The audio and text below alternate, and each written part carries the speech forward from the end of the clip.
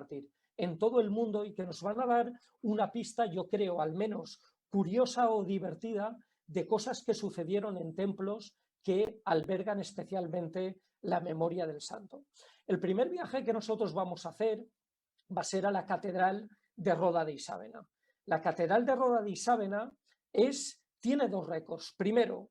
es la única localidad que tiene una catedral dedicada a San Vicente en toda España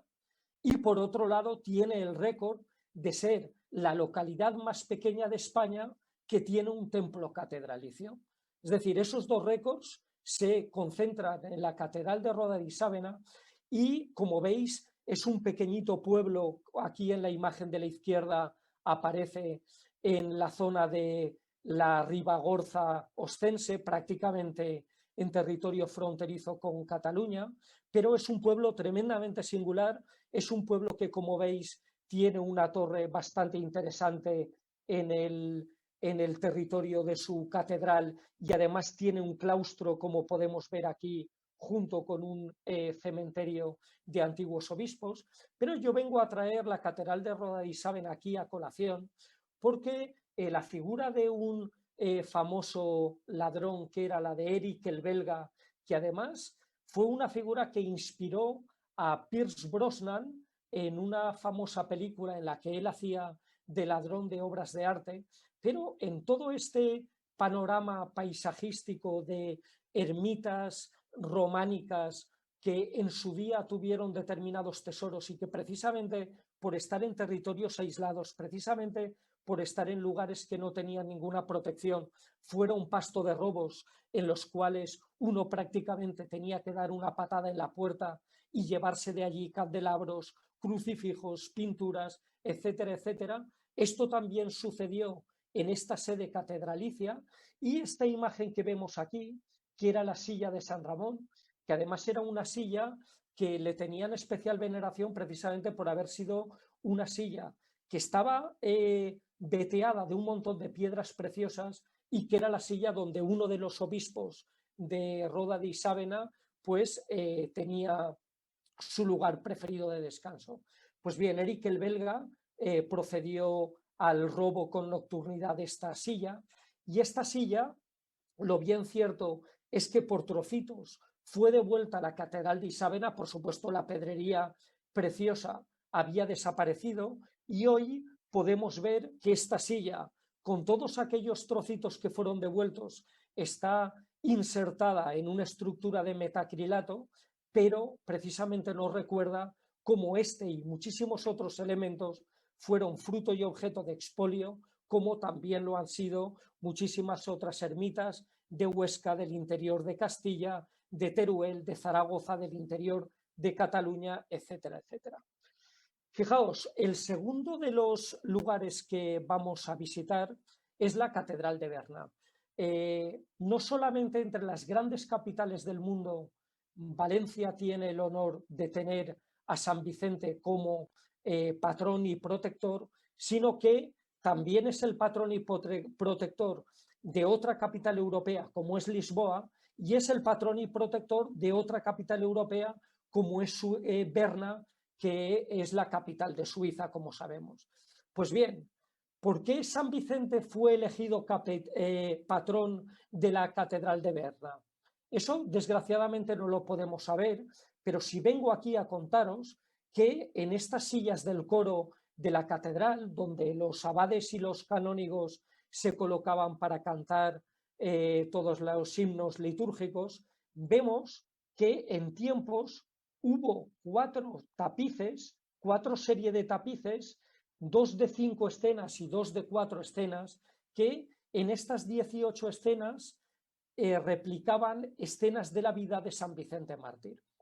En un momento determinado, cuando viene la Reforma Protestante, cuando se produce aquella revolución dentro de la Iglesia que protagonizan Lutero, Zuinglio, Calvino, y decididamente se produce una revolución donde se va a negar el carácter de sujeto venerable a la Virgen María, a los santos, donde se va a decir que un ministro de Dios, no puede realizar un rito como convertir el pan en cuerpo de Cristo y el vino en sangre de Cristo, es decir, donde se van a dejar de vender indulgencias. Cuando todo esto penetra en la Europa central, al final muchas de todas estas imágenes y también una renovación decorativa de esta catedral hacen que en esa iconoclastia muchos de los elementos decorativos acaben pasando a museos y también van a pasar a los museos estos tapices que adornaban el coro de la Catedral de Berna. Yo tuve la tremenda suerte de visitar el Historische Museum de Berna, de poder hacer la fotografía de estos tapices, que son los que os presento aquí. Si en algún momento determinado se produce la necesidad de que el Ateneo demos una conferencia precisamente centrada en estos tapices, yo creo que puede ser interesante, pero como podéis ver, estos tapices van separando en escenas que están separadas por columnas, distintas escenas de la vida de San Vicente y que finalmente en un entorno pues bastante flamenco son las que podemos ver ahora mismo allí en el Historische Museum. Con lo cual tengo la suerte de haber podido fotografiarlas y de haberlas podido incorporar a esta disertación. Pasamos a Francia. Yo creo que el conjunto de Saint-Vincent-de-Prés, que después fue el conjunto de Saint-Germain-des-Prés, trae su causa precisamente porque fue aquella fundación que un obispo merovingio que se llamaba Childeberto acaba estableciendo en el corazón de París precisamente para albergar la mandíbula y la túnica que en una incursión en Zaragoza había conseguido del mártir San Vicente. Se la lleva a París, genera todo esta fundación monacal, genera una iglesia y una capilla añadida en la cual piden determinadas vidrieras en las cuales se reflejasen también escenas de la vida de la Virgen y escenas de la vida de San Vicente Mártir. Pero hete aquí que viene la Revolución Francesa. Viene la Revolución Francesa, muchos de los tesoros que existen en Saint-Vicent-de-Prés son intentados sacar y puestos en manos de determinados anticuarios precisamente para que mientras está convulsa políticamente la situación en París estén protegidos a salvo de las hordas revolucionarias, y cuando finaliza la Revolución Francesa, algunas de esas vidrieras se van, bueno, en concreto el máximo detentador de estas vidrieras fue un anticuario que se llamaba Alexandre Renoir, y Alexandre Renoir hace negocio con muchas de esas vidrieras, algunas las manda a Estados Unidos al Metropolitan Museum of Art en Nueva York, después la vende a algunas galerías inglesas, la Walters Museum, el Winchester College, el Victoria and Albert Museum, algunas se van a Saint-Denis, otras desaparecen y otras regresan a Saint Vicent. Entonces, como podéis ver, aquí en el Metropolitan Museum de Nueva York están museizadas algunas de estas vidrieras. Sabéis que no solamente los ingleses fueron y los franceses fueron los grandes receptadores de muchas de estas obras de arte que acabaron escapando de la destrucción de movimientos revolucionarios o movimientos bélicos en Europa, y por tanto cuando vayáis al MoMA en Nueva York, si pasáis por esta sala, recordad por favor que tal día como hoy hablamos de esta serie de vidrieras que relataban escenas de la vida de San Vicente Mártir y que allí se hallan. Hacemos un saltito y nos vamos a Portugal. Braga es una ciudad que está en el norte de Portugal, incluso al norte de Oporto. Es una ciudad universitaria, es una ciudad que tiene una magnífica iglesia barroca dedicada a San Vicente Mártir, que es la que podéis ver en la viñeta de la izquierda, y además es la iglesia más antigua de Braga porque seguramente traía como causa una antigua iglesia visigótica, que es la iglesia sobre la cual esta magnífica iglesia barroca pues se levantó. Pues bien, ¿por qué traemos a colación esta iglesia de San Vicente de Braga? Porque tenemos la tradición de que muchas iglesias portuguesas acaban decorándose en sus paredes con cerámica, o bien de la tradición de la cerámica das devesas, pero en todos los casos son cerámicas blanquiazules, como podéis ver, que sirven de pretexto para poder relatar también escenas del patrón de la iglesia en cuestión o lo que sea. Pues bien,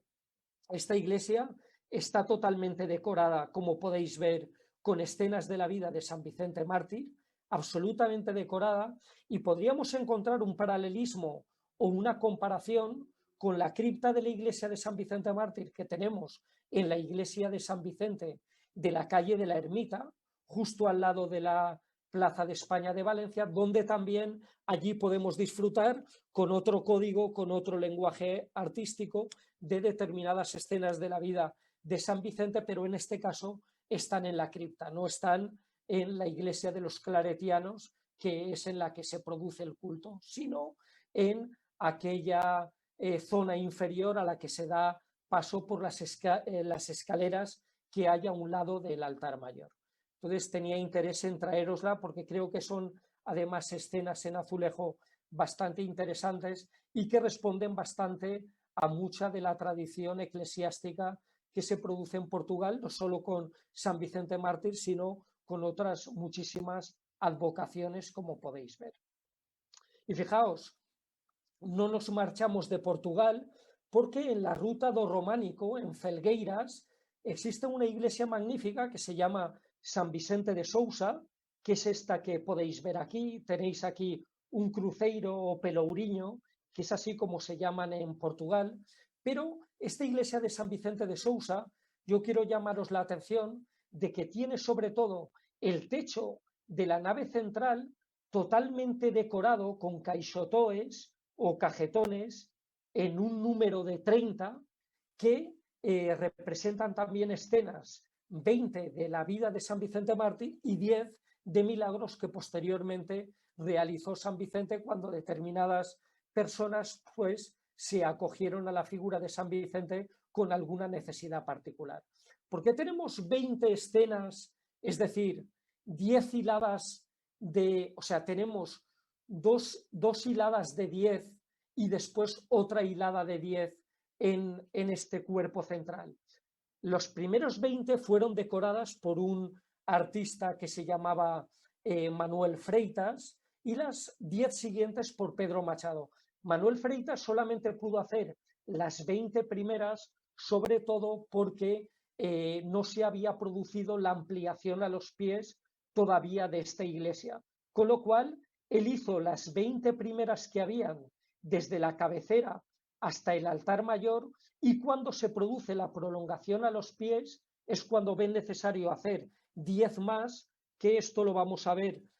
aquí muchísimo más claro, como podéis ver. Estas son escenas de lo que nosotros veríamos desde la parte inferior hacia el techo de la iglesia de San Vicente de Sousa, 20 de una mano, como os digo, y 20 de la mano de Pedro Machado, cuando se tuvo que hacer la ampliación de la nave central y se le encargó que rellenara ese techo que se había quedado descubierto también con 10 escenas añadidas. Como podéis ver, estas son parte de las escenas que se pueden ver. Está el martirio de la catasta aquí, también está el martirio de las llamas incandescentes, el martirio de las raederas, que era aquel instrumento punzante que nos dice el peristefanón de Aurelio Prudencio, que se utilizó también para raer las carnes de Vicente en alguno de los intentos que tuvo el cónsul Daciano de intentar arrancarle una retractación de su fe, etcétera, etcétera. Pasamos adelante. Fijaos, hacemos un viaje al centro de los bosques de Renania-Westfalia y nos encontramos con una ermita tremendísimamente curiosa, porque en el interior de los bosques de Herstein, bueno, tengo que deciros que San Vicente Mártir era el patrón de los extractores de resina, de los leñadores y de los trabajadores forestales en América. Total, en medio del bosque se realiza una ermita totalmente dispar respecto a los cánones que estábamos manejando en el sur de Europa, en el que en una plataforma sobreelevada se colocan 3 paneles de madera, 3 paneles móviles que van a servir para proyectar imágenes sobre